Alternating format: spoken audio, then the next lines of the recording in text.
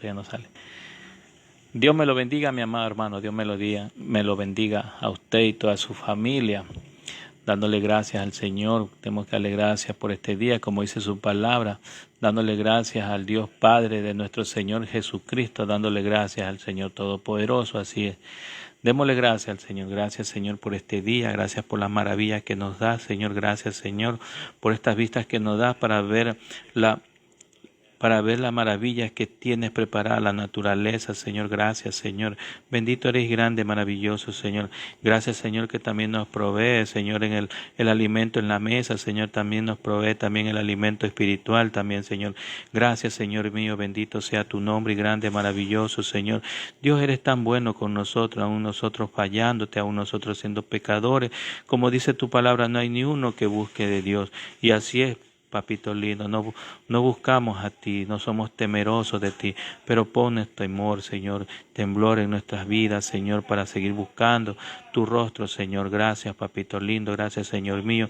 Bendito eres y grande, maravilloso, Señor. Dios maravilloso, el Dios de Abraham, el Dios de Isaac, el Dios de Jacob.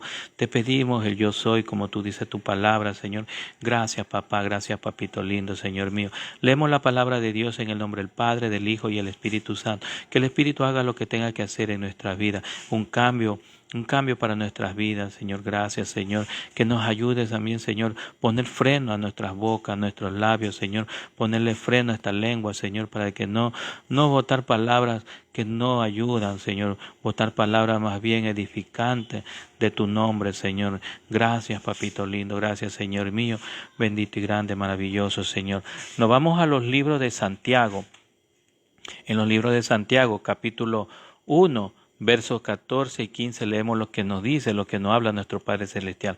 Démosle gracias, Señor. Leemos la palabra de Dios en el nombre del Padre, del Hijo y el Espíritu Santo.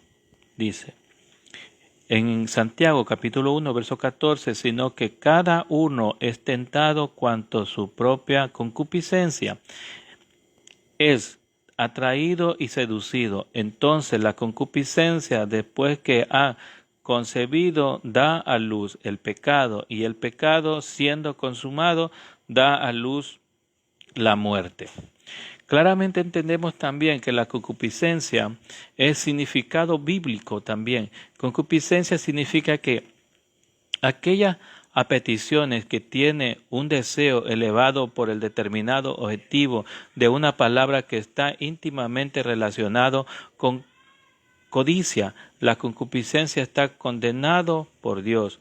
Concupiscencia, un término usado teológicamente para expresar los malvados deseos y lujurias que hostigan al hombre caído. Como vemos en Primera de Tesalonicenses,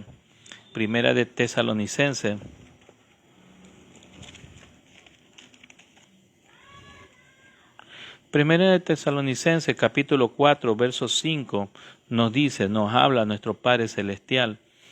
No en pasiones de concupiscencia como los gentiles que no conocen a Dios, que ninguna agravie ni engañe en nada de sus hermanos, porque el Señor es vengador de todo esto, como ya os hemos dicho, testificado, pues no nos ha llamado Dios a inmundicia, sino a santificación.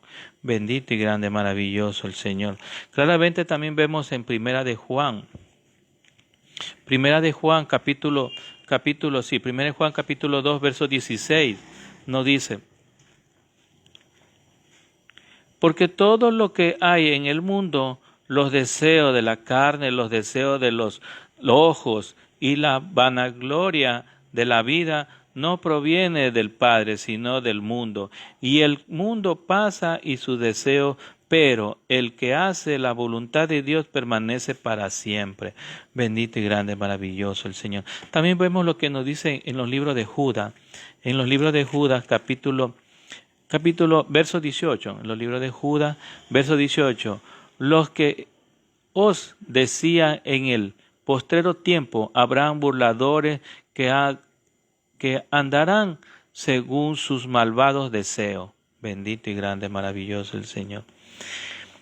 Existe una gran diferencia de opiniones entre los católicos romanos sobre la verdadera naturaleza de esta palabra entre los católicos y general y los protestantes, Agustín los confinaba a los deseos lujuriosos sexuales y otros los extendían a todos los deseos desordenados.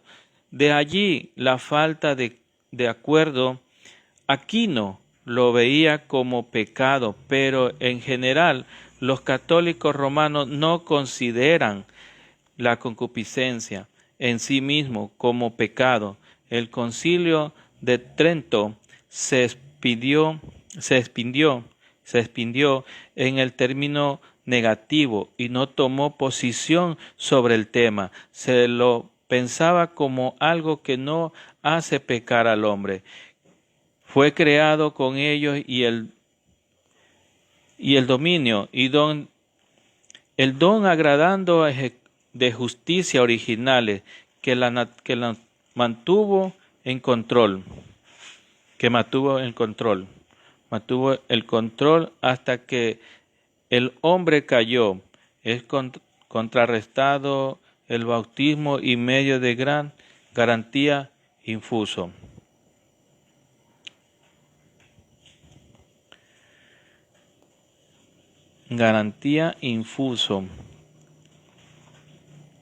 Y mantuvo control hasta los hombres, cayendo en contrarresta del bautismo y por medio de garantía infuso, gracia infundida en el regeneraciones. Queda claro que es algo por lo cual un hombre no puede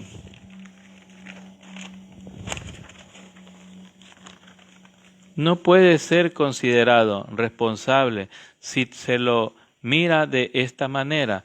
La perspectiva bíblica reformada ve a la concupiscencia como la lujuria que lleva a pecar, desarrollando como el hombre se rebela contra Dios y cayó en pecaminosos, en misma y revela la corrupción de toda la naturaleza del hombre y el pecado en él. Solamente los actos de la voluntad son pecaminosos, como vemos en Génesis capítulo 6, verso 5. ¿Qué nos dice el Señor en Génesis capítulo 6, verso 5?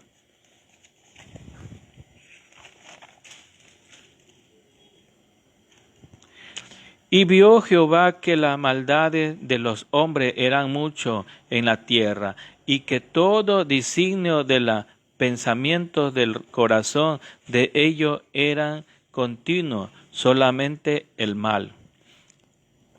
Bendito seas grande, maravilloso, Señor, claramente nos habla.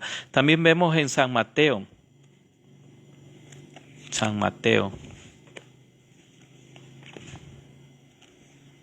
Vemos en San Mateo capítulo 5, verso 28, nos habla el Señor.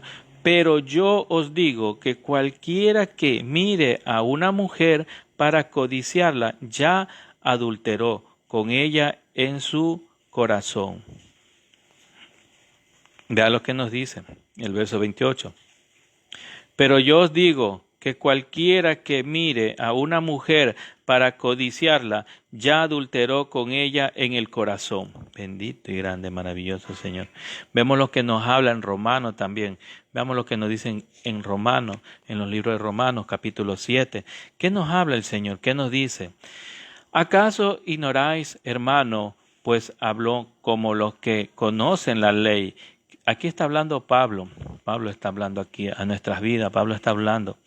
¿Acaso ignoráis, hermanos, que pues hablo con los que conocen la ley? Que la ley se enseñorea del hombre. Entre tanto, que éste viva, dice, porque la mujer casada está sujeta por la ley al marido, mientras éste viva. Pero si el marido muere, ella queda libre de la ley del marido. Así que si en vida del marido se uniere a otro varón, será llamado adúltera.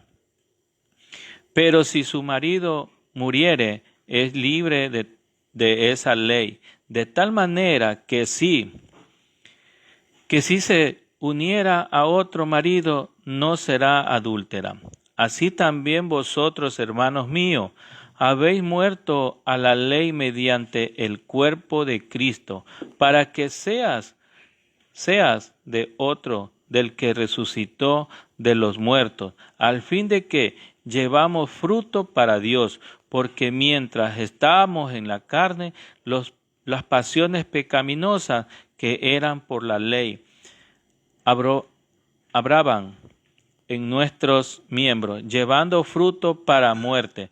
Pero ahora estamos libres de la ley por haber muerto para aquellos en que estamos sujetos, de modo que si sirvamos bajo el régimen nuevo del Espíritu y no bajo del régimen viejo de la tierra. ¿Qué diremos, pues? ¿La ley es pecado?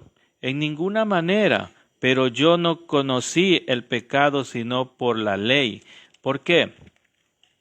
Porque tampoco conocía la codicia sin la ley. No dijera, no codiciarás. Mas el pecado, tomado ocasiones por el mandamiento, produjo en mí toda codicia, porque sin la ley el pecado es muerto. El pecado está muerto. Y yo, sin la ley, vivía en un tiempo, pero venido al mandamiento del pecado, revivió y yo morí. Y hallé que en el mismo mandamiento que era para vida, a mí me resultó para muerte. Porque el pecado, tomado ocasiones por el mandamiento, me engañó y por él me mató. De manera que la ley de la verdad es santa y el mandamiento santo, justo y bueno. Luego lo que es bueno vino a ser muerte para mí. En ninguna manera, sino que el pecado, pero muéstranse, pecado produjo en mí la muerte por medio de lo que es bueno, al fin de que por el mandamiento el pecado llegase a ser sobremanera pecaminosa. Porque sabemos que la ley es espiritual, mas yo soy carnal, venido al pecado, porque lo que hago no lo entiendo, pues no hago lo que quiero, sino lo que aborrezco. Eso hago, y si lo que no quiero, esto hago. Apruebo que la ley es buena, de manera que ya no soy yo quien hace aquello, sino el pecado que mora en mí. Y yo sé que en mí, esto es en mi carne,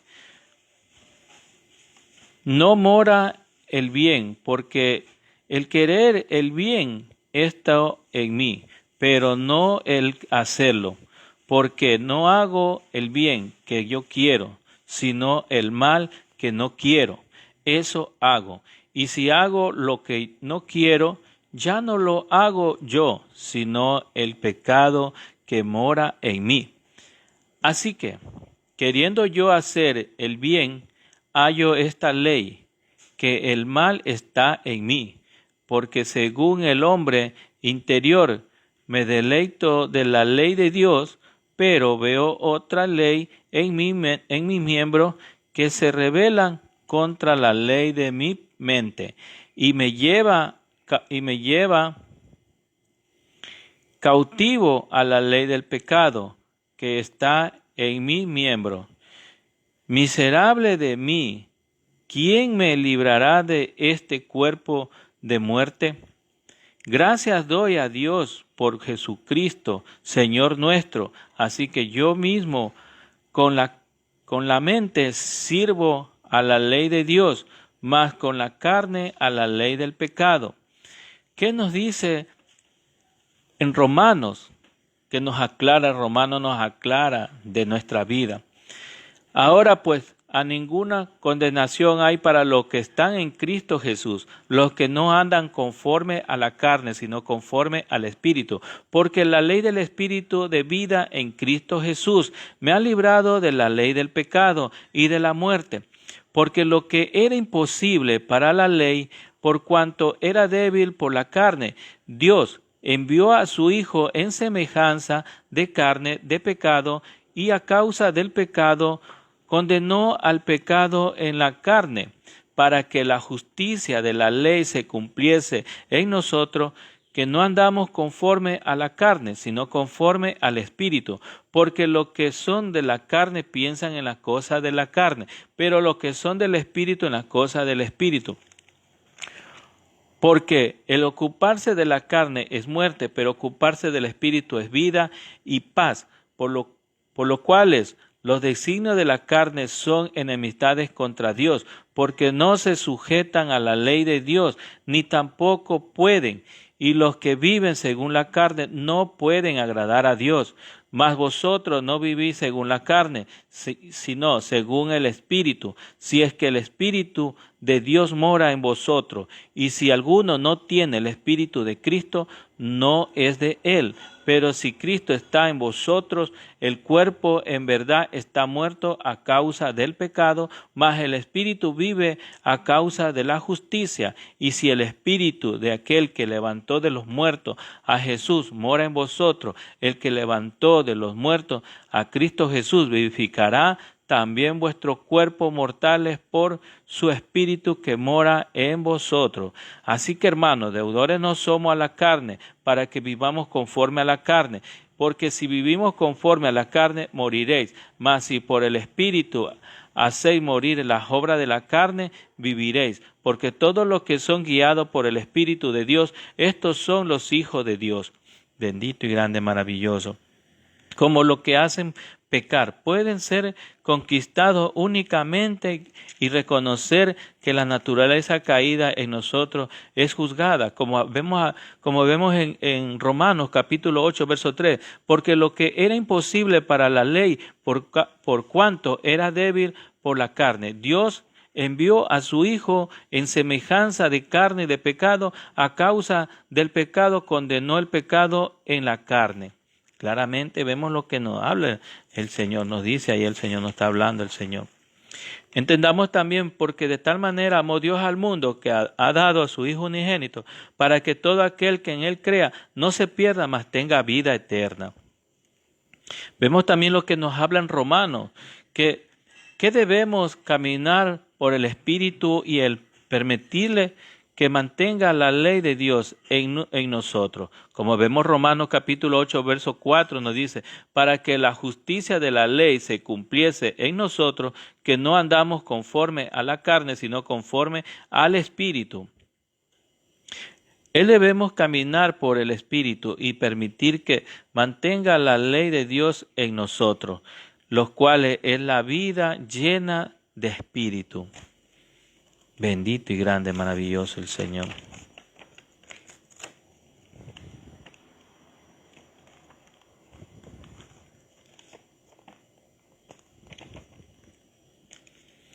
El mundo del que es príncipe puede convertirse en las personas que es esclavo. Claramente, Satanás. Si nosotros seguimos haciendo el pecado, siempre Satanás va a estar en nuestras vidas, siempre Satanás va a estar manipulando nuestra vida. Por eso, mi hermano, te invito a que sigas practicando y sigas leyendo la palabra de Dios para que entiendas y comprendas. Pídele sabiduría al Señor. Él también te da sabiduría para entender la palabra. Así es, mi amado hermano. Démosle gracias por esta palabra que nos ha llegado a nuestras vidas. Gracias, Señor mío, bendito y grande, maravilloso, Señor. Ayúdanos, Señor, a ponerlo, Señor, en práctica tu palabra. Ayuda, Señor, a meditarlo, Señor. Danos, Señor, ese don de sabiduría para poder entender tu palabra, Señor. Danos entendimiento, Señor. Danos, Señor, pon nuestra mente, Señor, nuestro corazón, esa palabra para poder entender y meditar, Señor. Ayúdanos, Señor, ya que nosotros no podemos con nuestra propia fuerza, pero danos tu fuerza, Señor, tu espíritu para que poderlo hacerlo, Señor, y tener una revelación de tu palabra, Señor. Gracias, Padre, Hijo y Espíritu Santo de Dios. Amén. Y todo esto lo pedimos en el nombre de tu Hijo amado Jesucristo. Amén. Gloria a Dios. Hasta pronto, mi amado hermano. Dios me lo bendiga a usted y toda su familia. Que Dios me lo guarde, su salida y su entrada. Así es, mi amado hermano. Que Dios nos bañe con esa sangre preciosa a nuestras vidas, a nuestra familia mi amado hermano. Dios me lo bendiga a usted y toda su familia. Lo pedimos esto en nombre de su Hijo amado Jesucristo. Amén, amén. Gloria a Dios. Vive Jehová en nuestras vidas. Hasta pronto, mi amado hermano.